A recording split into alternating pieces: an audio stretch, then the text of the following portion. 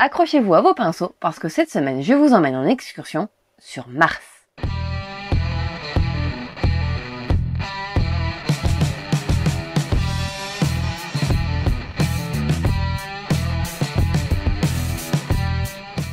Bonjour à tous, j'espère que vous allez bien. Et oui, vous l'aurez compris, on se retrouve aujourd'hui pour la réalisation d'un socle qui m'a été directement inspiré par vous.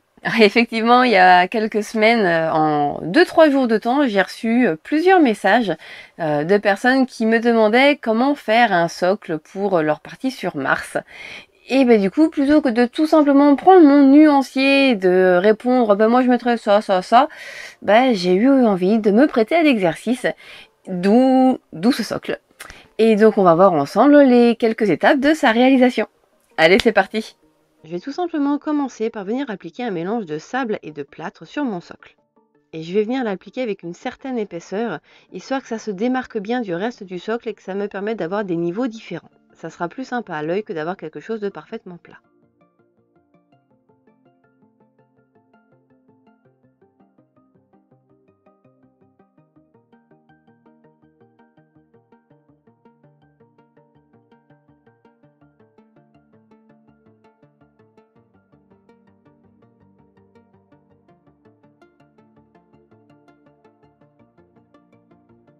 Et avant que ça ne sèche, je vais venir appliquer du sable sur les zones non recouvertes. Et comme d'habitude, je vais le coller avec de la colle à bois.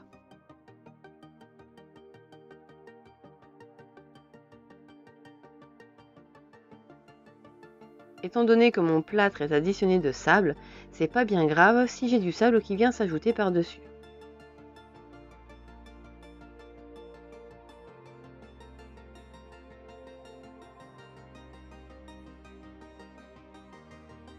Mais ça ne m'empêche pas de venir retravailler la forme générale de l'ensemble.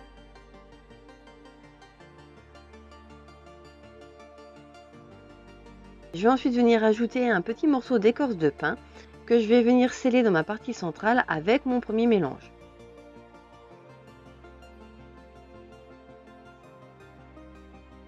Et évidemment, je viens retravailler tous ces bords pour leur donner un aspect harmonieux.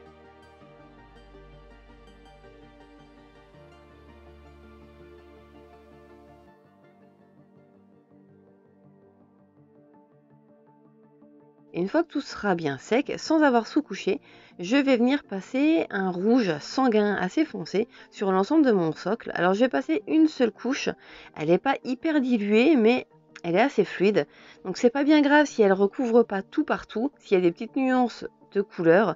Au contraire, justement, entre mon sable et ma partie en plâtre, déjà, on voit qu'il y a une petite différence. Et ça va vraiment nous servir à donner deux aspects différents à nos matières. Pour mon écorce, je vais venir appliquer ma couleur à la brosse. Et là, encore une fois, c'est absolument pas grave et c'est même plutôt sympa. S'il n'y en a pas partout, ça va encore une fois permettre de créer des nuances différentes.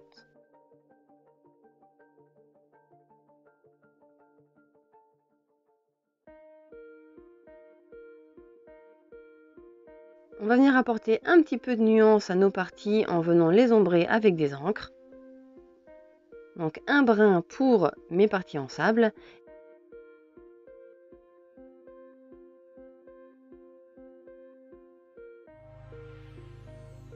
Et un rouge additionné de brun pour ma partie centrale. Alors, le morceau d'écorce, lui, n'aura pas du tout d'ombrage, étant donné que le brossage a laissé apparent sa couleur naturelle, ce qui nous crée déjà des ombres. Je vais ensuite venir brosser mes parties en sable et mon écorce avec un dégradé de rouge et de orange pour leur donner un petit peu de relief et de lumière.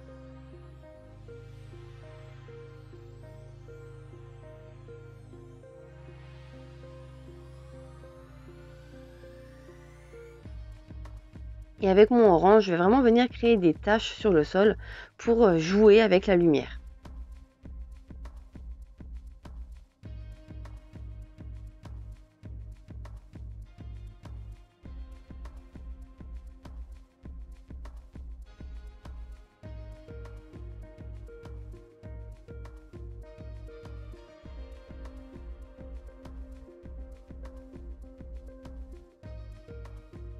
Un dernier petit passage avec un orange encore plus clair pour apporter les dernières touches de lumière.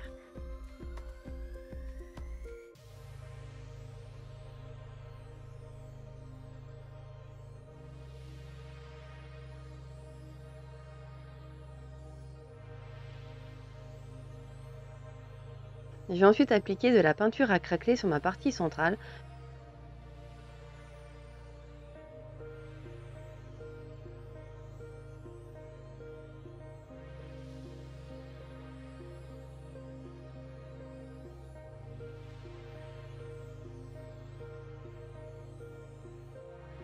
Alors au bout de 30 minutes, on voit que ça commence déjà à craqueler.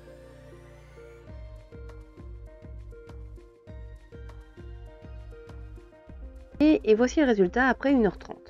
Donc j'ai quand même laissé sécher toute une nuit pour être sûre, pour être tranquille.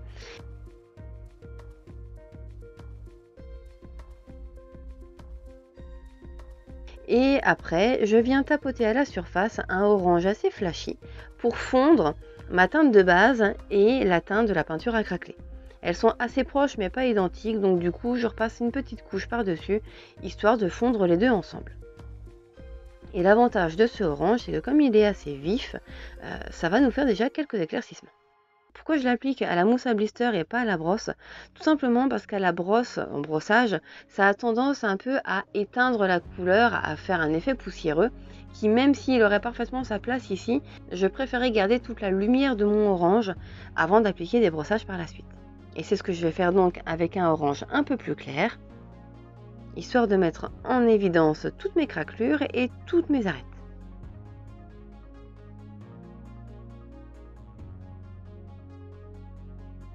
Avec un jaune très clair, je vais venir brosser l'ensemble de ma surface, donc que ce soit le sable, l'écorce ou ma partie centrale en plâtre.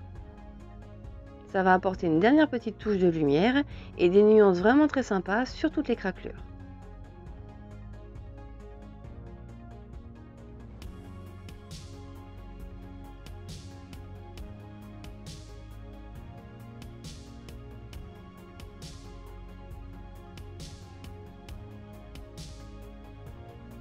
Je vais répéter l'opération une dernière fois avec du blanc pur.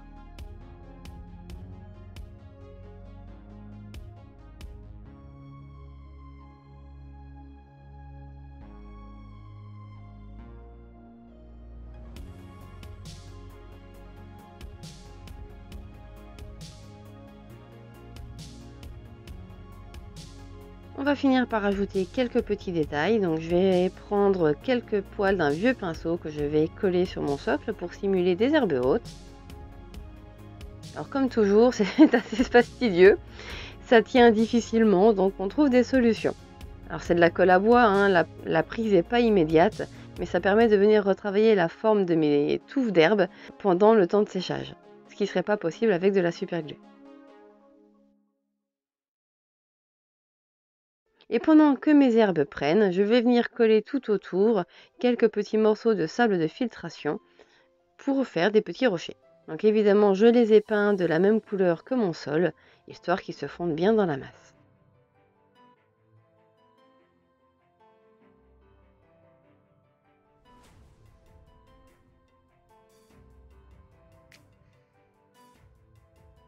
Et comme je vous le disais, avant que ça soit complètement sec, je viens écarter un petit peu les poils de pinceau pour donner une forme un peu plus éventail, plus naturelle au final à ma touffe d'herbe. Et voilà donc ce socle qui nous transporte à travers les étoiles terminé. J'aime vraiment beaucoup ces couleurs et les nuances qui se détachent. Cet ajout de jaune, ça donne un petit peu de peps, c'est vraiment super sympa. Et du coup, merci encore à tous ceux qui nous ont posé ces questions et qui m'ont donné l'envie de réaliser ce petit socle. Évidemment, je profite de cette vidéo pour remercier toutes celles et ceux qui nous soutiennent sur Tipeee. Merci à tous, merci pour votre soutien, ça fait vraiment très plaisir et ça nous donne vraiment l'occasion de nous consacrer davantage à notre projet. Merci à tous, vous êtes géniaux. Alors j'espère que cette vidéo vous a plu, que ça vous aura donné des idées et de l'inspiration. Et moi je vous dis à la semaine prochaine.